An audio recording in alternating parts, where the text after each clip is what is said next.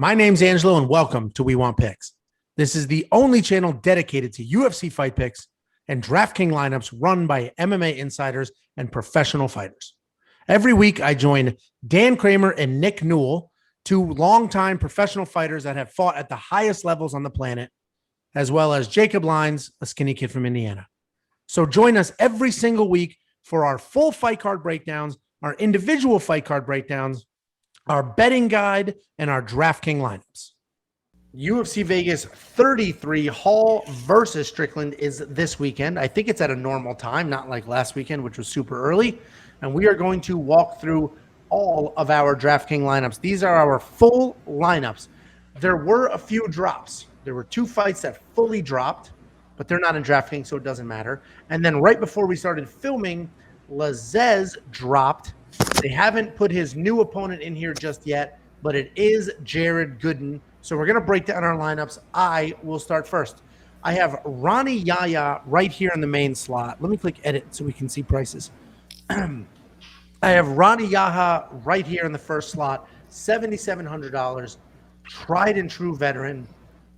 Unbelievable. I'm getting choked up. I'm so sure of this lineup. Tried and true veteran, a grappler fighting another grappler. I absolutely see him getting this done.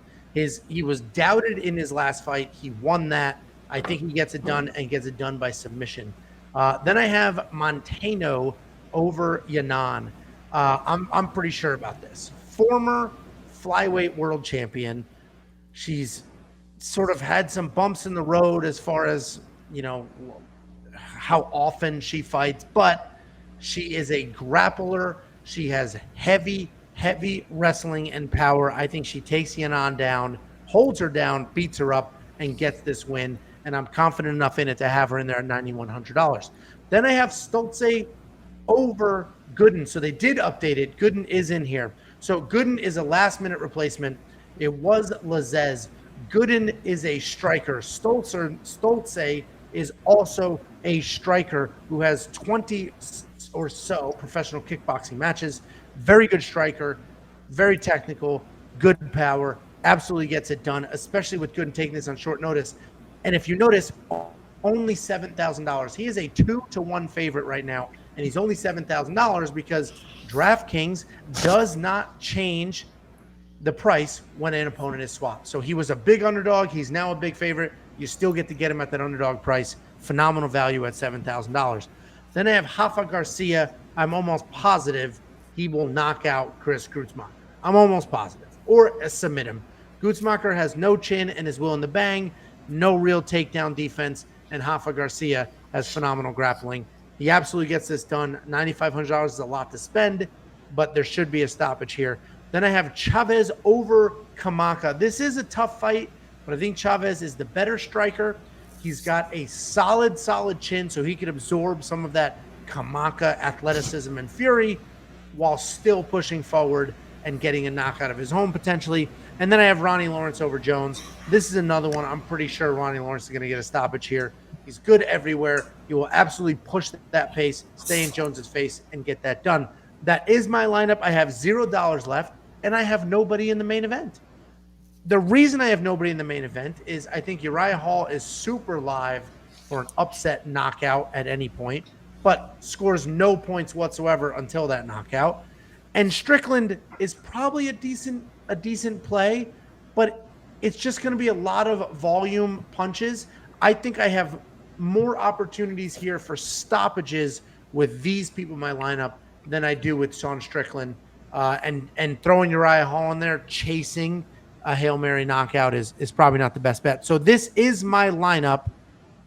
Jakey boy, why don't we go ahead and build yours? Yeah, let me just start by saying, as the reigning champ between the three of us going into this week, that I honestly have never been so confident in a 6-6 lineup in my life. Honestly, I think I say that every single week, but every week the confidence builds. So when you're ready, Angelo, I'd like to select Sean Strickland as my first pick to my lineup. I think that he should be a 3-1 favorite. I don't see any world where Uriah Hall wins this fight. I actually think that at some point, listen, Uriah Hall is tough. but I just don't think he's that skilled. I think Sean Strickland actually clips him at one point, maybe goes to the ground, takes his back. I would look for a wild submission prop, in my opinion, for Sean Strickland on this. I don't think he runs into any issues during this fight. So next I'm going with Colin Anglin. And that is basically because I think that he's a much more skilled fighter in this matchup. And I don't think Melsick, he's got the resume, he's got all the finishes, he's got the power, but I just think it's been against not very good competition. And I think Colin is, it's hard to say if he's like the real deal yet because it's first UFC fight, but I just like him to mix in the grappling in this matchup if he needs to. I think he's a more skilled fighter overall. And I like them to win this fight. Either way, I think it's an inside the distance fight. So I'm chasing the underdog in the inside the distance fight. I kind of do that again with my next pick in Trevin Jones. And when I was breaking down this fight, I said, I don't care whoever the underdog is in this fight, I think it's going to have the better value because I think it's an all-out war. So I went with Trevin Jones for the underdog pick there. If Angelo can find it. I couldn't find it. We're good. Yeah, $7,500 there. So I think there's great value. Another one where England, I think if it's inside the distance, it's a knockout. And Trevin Jones, I think it's the same way. So, and then I followed Angelo with the Rafa Garcia. I hope that he just goes back to his grappling. He's with Trevor Whitman now, who's a fantastic striking coach. So he might fall in love with his striking, which I don't really want to see. I'd rather him just take him down, submit it, get it over with, move on to the next one, work on your striking during your camp, not in fights. But he shouldn't have any issues in this fight at all. So, and then in a surprise of the century, I'm blessing the people as the people's champ with 2 lock of the weeks this week. We're going back to back. We won last week with Mickey Gall. Mickey Gall was the big lock of the week win last week. So we're coming off a big win. I'm doubling up this week, trying to make it 3 in a row. So first I'm going with Kai Kamaka. I don't know what's funny. I'm going with Kai Kamaka. He lost to the lock of the week and TJ Brown last time, but he kind of held his own. A lot of people thought he won that fight. Listen, if you almost beat the lock of the week, congratulations, you are the lock of the week. I think he gets it done. Hawaiian toughness. He'll find a way. Don't worry, guys. He will. You know how bad this is for new viewers who have no idea what's going on. They got to do a lot of research. Jacob is just a running inside joke. They'll understand this week. They're going to be like, oh, my God, this guy picked 2 guys. I mean, it's unbelievable. Jacob, you realize we have, a lot of new viewers every week that listen to this, and they probably all believe what you're saying.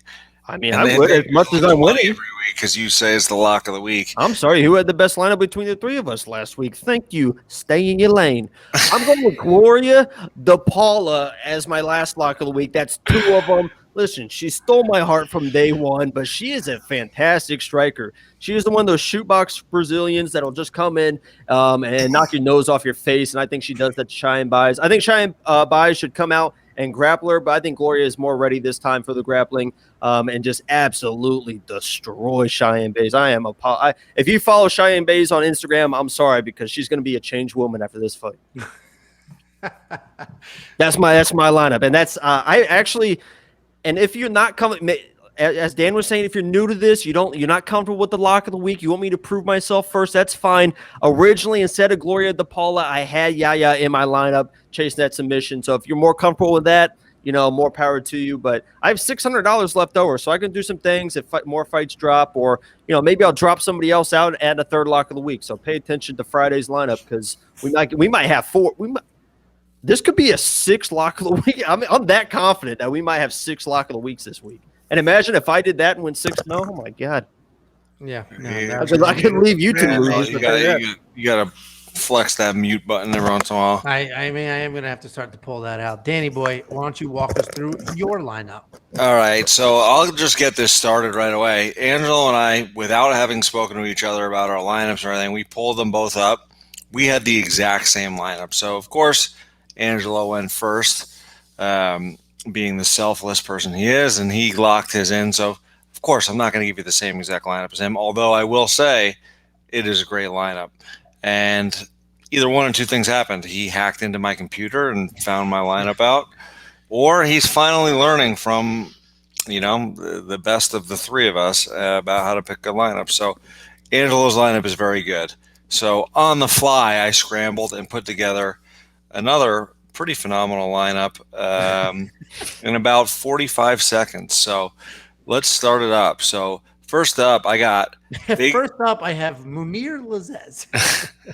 First up, I got Jason Witt. No, I got. I actually like. Oh Witt. my God! I thought you were serious. I'm like, oh, what? No. First up, I got big dog Brian Barberena. $9,600. Can't believe I'm spending that much on him, but I mean, I just can't imagine unless Witt really just. I don't know. It's just a terrible matchup for Witt. Witt's gonna be trying to wrestle. Barberena has decent takedown defense, and he stands up really well. And he's a gamer. He hits hard. He's tough as can be. And Witt's chin, I mean, he's been knocked out from a jab before. So I think Barberena is going to put some hands on him and get a finish. So I got him in there at the very reasonable $9,600 price tag. Then we go with Stolze, $7,000. I am going to look more into this matchup because they just announced it a couple hours before the show, but $7,000, his opponent's short notice. I mean, it's a value. Stolze looked pretty legit. I was going to pick him anyways. So now 7,000 going short notice. I got to leave him in there. Then I got Chavez against Kamaka. I think this fight's going to be close. I think it's going to be a ton of action. I think they're going to strike the whole time. I just like Chavez with the power edge and the cardio edge. So I think he will win this fight. I think it'll be a 3-round decision with a ton of action. It'll be close, but for $8,000, I like the value there. I got Rafa Garcia. I think he's going to absolutely maul Gruchmaker, whatever. He's also not cheap, $9,500, but that one I feel very confident that he can win it however he wants. Striking, takedowns, submission. I fully expect to finish in that fight. And I think, honestly, the UFC is giving him a fight that says, hey, Gruchmacher was on his way out anyways. We'll give him one more. We'll let you finish him off. Sorry for making you fight Nasrat on short notice, but you looked awesome. Here's a freebie. Then I have Bays over DePaula, head-to-head against Jacob's Lock of the Week, which is both of them. You're head-to-head against both. Oh, that's even better. You should do 3 Lock of the Weeks next week. Every Lock of the Week you do, I bet against it and I make money. It's great. I said I was going to do 6. I'll do 6. I don't care. I mean, that means I'll go 6 for 6 that week and win all my bets. So I got Bays over DePaul. I think this is going to be a tough fight, close fight. But I think we talked about our earlier breakdown. People are down on Bays because she looked so bad in her last fight with the weird headlock. She got taken down. I just think that was a unique move that she wasn't prepared for. She just didn't know it. She's young in her career. She's still learning.